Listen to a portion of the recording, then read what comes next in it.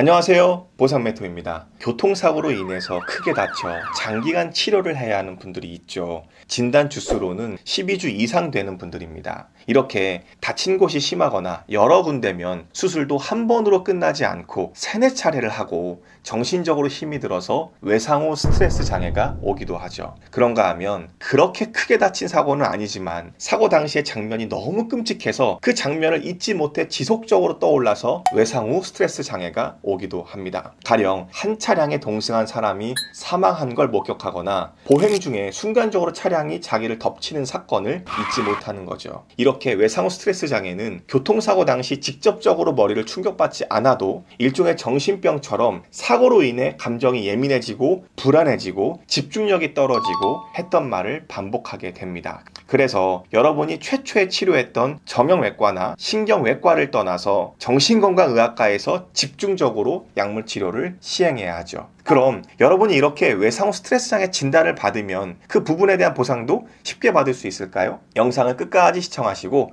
궁금한 점은 저희 보상메토 카페에 문의글 주시면 댓글을 달아드리겠습니다. 사실 외상후 스트레스 장애 진단을 받았다 하더라도 보상을 쉽게 받을 수 있는 건 아니죠. 그냥 진단서에 이런 증상이 있다라는 진단을 공식적으로 받은 것 뿐이지 그것이 곧 후유장애를 입증하는 건 아니기 때문입니다. 어떤 분들은 외상후 스트레스 장애 진단을 받으면 내가 무조건 후유장애가 남을 거라 생각하지만 그건 그냥 진단일 뿐이지 어떤 후유장애율이 몇 프로만큼 몇 년 동안 남아서 여러분의 일상생활에 지장을 준다는 내용의 장애 진단서가 아니기 때문이죠. 일반 진단서에는 그런 내용이 전혀 들어가 있지 않습니다. 그리고 그렇게 설령 진단을 받아도 어떤 경우 꾸준한 치료를 통해 외상후 스트레스 장애가 완치되기도 합니다. 마치 암 진단을 받았지만 꾸준한 치료를 통해 완치 판정을 받은 것처럼요. 그럼 여러분들은 후유 장애가 없는 것이죠. 이렇게 외상후 스트레스 장애는 다른 후유 장애에 비해서 판정을 받고 보험사로부터 인정을 받는 것이 쉽지가 않습니다.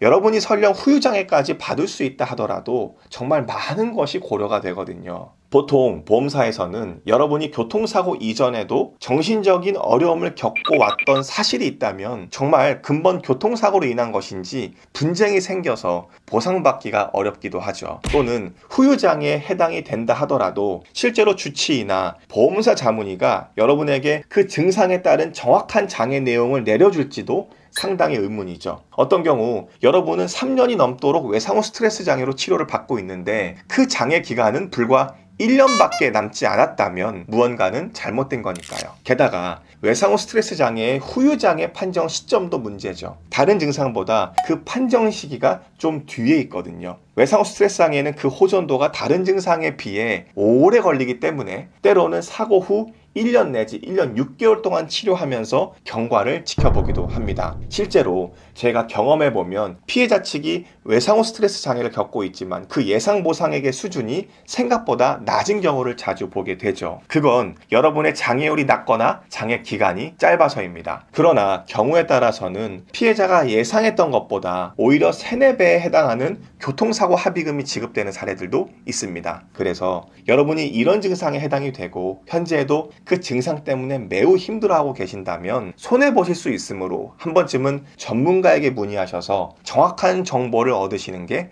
가장 좋습니다. 전문가는 여러분이 겪고 있는 어려움을 도와줄 전문성이 있으니까요. 그럼 저희는 또 다른 유용한 정보로 여러분들을 찾아뵙겠습니다.